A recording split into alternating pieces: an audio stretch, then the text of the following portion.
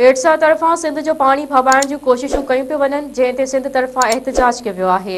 सिंध जे निगरान वॾे वज़ीर जस्टिस रिटायर्ड मक़बूल भाकर एडसा पारां पंजाब जे इलाइक़े चोलिस्तान खे पाणी लाइ NOC जारी करण ते ख़दशा ज़ाहिर कंदे निगरान वज़ीर आज़म अनवारुल हक़ काकड़ खे ख़त लिखी छॾियो आहे, जंहिं में एडसा तरफ़ां जारी कयल फ़ैसिलो वापसि वठण जी अपील कई वई आहे।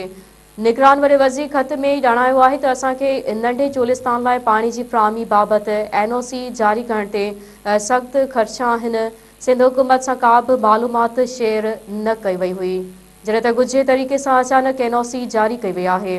निगरान वॾे वज़ीर ख़त में वधीक ॼाणायो आहे त एडसा NOC जारी कयल पाणी चोरी करण ते सिंध जे हक़ खे शदीद ख़तरे में विझी छॾियो आहे।